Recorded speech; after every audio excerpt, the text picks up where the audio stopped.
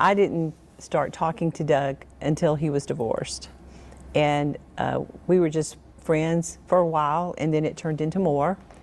I went to people that I trusted and said, hey, I know I'm in a position where people are watching. I want to use wisdom, and I'd like for you to come and help, us walk through this relationship. They say that she abandoned him. That's his excuse, that his ex-wife abandoned him. And this part is the sad part. She was begging him to stay and not leave her. So then I start talking to pastors, and I look into scripture, and Matthew, right there, Matthew 19:9. And I tell you this, whoever divorces his wife and marries someone else commits adultery unless his wife has been unfaithful. 3 timelines, 1 shocking controversy, and 1 question that still refuses to go away. Long before the wedding photos, before the public congratulations, and even before Doug Weiss's divorce was finalized, some people were already asking whether the story everyone was told was the whole story. Was it simply 2 grieving Christians finding comfort after unimaginable loss? Or were there warning signs that critics say had been hiding in plain sight all along? Court records, family testimony, former insiders, and forgotten interviews all paint pieces of a puzzle that has divided one Christian television's most influential families. Today, we're reconstructing the timeline step by step, and by the end, you can decide what the evidence actually shows. To understand why this controversy refuses to disappear, we have to go back, not to the wedding and not even to the divorce, but to the years before either event happened. Long before Doug Weiss was a familiar face on Daystar television, as a Christian counselor and marriage expert, he appeared on programs discussing relationships, healing, and restoring broken families. His ministry and Marcus Lamb's network shared a common audience, meaning Doug's connection to Daystar did not begin after Marcus passed away. That much is well documented. Meanwhile, Marcus and Joni Lamb remained 2 of the most recognizable figures in Christian broadcasting. Despite publicly addressing Marcus's past moral failure years earlier and speaking about forgiveness and restoration, they continued leading Daystar together until Marcus unexpectedly died in late 2021. Just weeks later, another timeline was quietly unfolding. In early 2022, Doug Weiss filed for divorce from his wife Lisa after decades of marriage. Later that same year, news broke that Doug and Joni were in a relationship. People that have been betrayed, whether it's through adultery, whether it's through pornography or sexual anorexia. Their engagement followed, and before long, they were married. Supporters point to these dates and argue that the relationship began only after Doug's marriage had ended and after both experienced devastating personal loss. Critics, however, focus on how quickly these life-changing events unfolded and question whether the public timeline tells the entire story. That difference between what can be verified and what has been alleged is where this investigation begins. Because once former family members, former insiders, and longtime friends began sharing their own accounts, the timeline became far more complicated than a simple sequence of dates. And the first major question centers on something critics call the first red flag, a detail they believe changed how many people viewed the entire story. This is where the story shifts from a timeline to a case file. As more interviews surfaced and more people spoke publicly, critics began identifying what they called a series of red flags. Whether these points prove wrongdoing is strongly disputed, but together they explain why the controversy has endured. Red flag number 1, the timing. The first issue isn't a hidden document or a leaked message. It's the sequence of events. Marcus Lamb passed away in November 2021. In early 2022, Doug Weiss filed for divorce with his wife Lisa after more than 30 decades of marriage. Later that year, Joni and Doug publicly confirmed their relationship before announcing their engagement and eventual marriage. Supporters see a tragic chain of life events. Critics see a timeline that moved unusually fast. The dates themselves are public. What those dates mean is where opinions begin to differ. But timing alone wasn't enough to convince many people. Red flag number 2, conflicting testimony. The controversy grew when those closest to the family began telling different stories. Jonathan Lamb, Susie Lamb, and other former insiders publicly questioned how the relationship developed and whether enough transparency existed. On the other side, Joni Lamb and Doug Weiss consistently maintained that their relationship began only after Doug's marriage had ended and after they had each walked through profound personal loss. Now, viewers were faced with 2 competing narratives, each supported by people who claimed first-hand knowledge. So who should be believed? Red flag number 3, ignored warnings. The debate intensified when several ministry leaders and family members said they had urged caution before the marriage. Some claimed they warned Joni to slow down or reconsider. Others said they believed the relationship raised biblical concerns. Joni has publicly disputed parts of these accounts and has said she sought counsel from trusted Christian leaders throughout the process. Whether those warnings were justified or not, they became another layer in an already growing controversy. But the next red flag would move beyond personal relationships and into a question that struck at the heart of Christian leadership itself. By now, the discussion had moved far beyond dates on a calendar.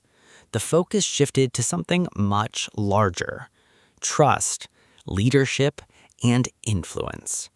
If the earlier questions challenged the timeline, the next ones challenged the people involved. Red flag number 4, the council that divided opinions. One of the most debated parts of this story involved the Christian leaders who were asked to give guidance. Among them was Jimmy Evans, a well-known marriage teacher who has publicly explained that he spent considerable time listening to Doug Weiss's account before believing Doug was biblically free to remarry. Evans has said he carefully questioned Doug and reached his conclusion after hearing his explanation. Critics, however, argue that hearing only one side of a broken marriage can never provide the full picture. They believe Lisa Weiss's perspective deserved equal consideration before such an important decision was affirmed. That disagreement didn't just divide viewers, it divided respected ministry leaders. Red flag number 5, a family torn apart.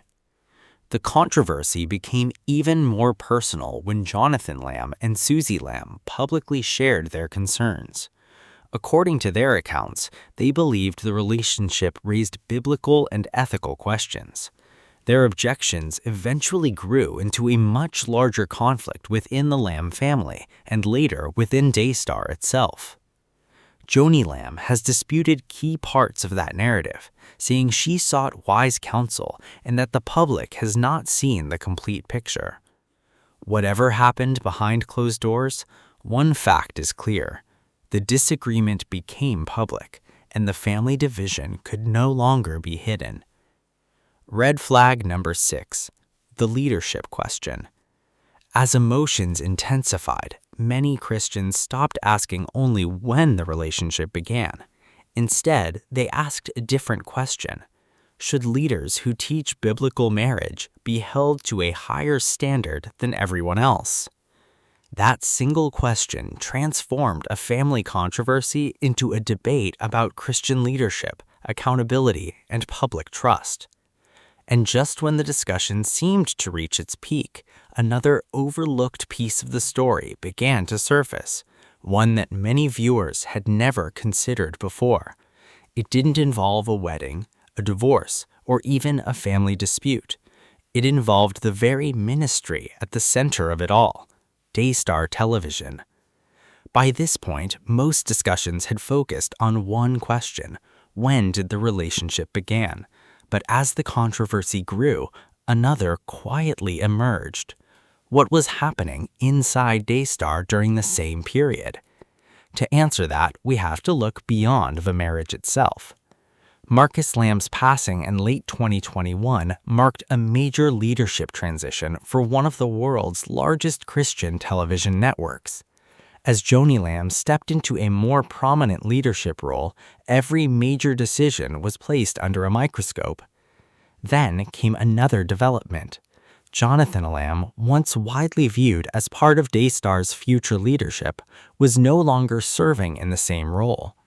Jonathan has publicly connected his departure to deeper disagreements surrounding the direction of the ministry and the events that followed Marcus's death.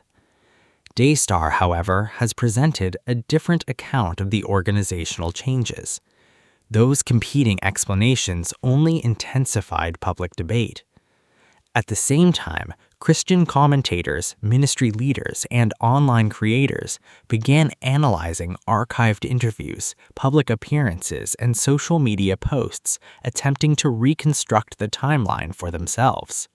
Some believed they had uncovered patterns that deserved closer examination. Others warned that connecting unrelated events without direct evidence could lead to unfair conclusions. Then there was another overlooked detail. Doug Weiss was not a stranger who suddenly appeared after Marcus's death. He had been a recurring guest on Daystar for years, teaching about marriage, emotional healing, and relationships. That long-standing ministry connection is a verified part of the story, but what it meant before the later events remains a matter of interpretation, not proof. And that distinction matters.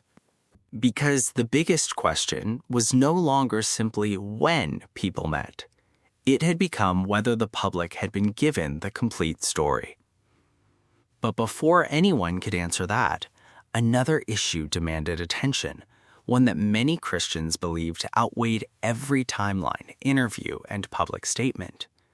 What does the Bible actually say about divorce, remarriage, and the responsibilities of spiritual leaders? As the public debate intensified, the conversation shifted from timelines and testimonies to something many believers considered even more important. What does the Bible actually teach?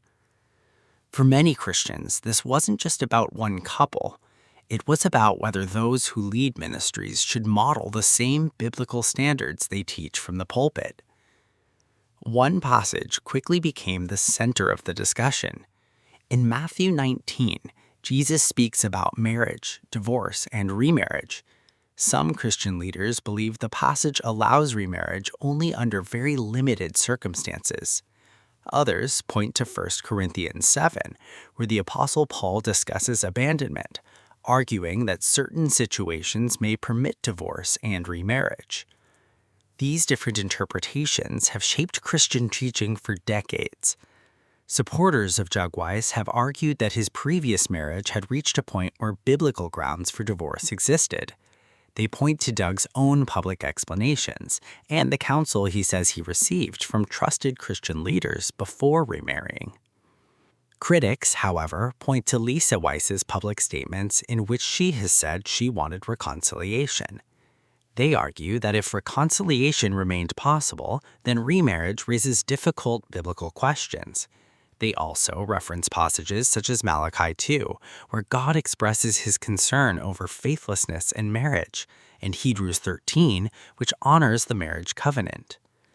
The disagreement is not over whether Scripture matters. It is over how Scripture should be applied to the specific facts of this case. That is why sincere Christians reading the same Bible have reached very different conclusions. But even after examining the biblical arguments, one challenge remained. The people at the center of the controversy had their own explanations. And before anyone can fairly evaluate the evidence, those voices deserve to be heard, because their responses changed the direction of the entire conversation. No investigation is complete without hearing from the people at its center. From the beginning, Joni Lamb has firmly rejected claims that her relationship with Doug Weiss began while he was still married. In public interviews, she has said their relationship developed only after both had walked through painful seasons of loss and change. She has also maintained that trusted Christian leaders were involved throughout the process and encouraged accountability before the couple moved forward. Doug Weiss has offered a similar account. He has publicly stated that he spent years trying to save his marriage before filing for divorce. According to Doug, his decision came only after every effort at reconciliation had failed. He has also denied allegations that his relationship with Joni began before his marriage ended and has defended the integrity of both his personal decisions and his ministry. Jimmy Evans has likewise explained that he did not casually approve the relationship. He has said he carefully questioned Doug, sought to understand the circumstances, and concluded that Doug was biblically free to remarry based on the information presented to him. Yet critics remain unconvinced. They point to conflicting testimonies from Jonathan Lamb, Lisa Weiss, and others, arguing that important questions still haven't been fully answered. So where does that leave the public?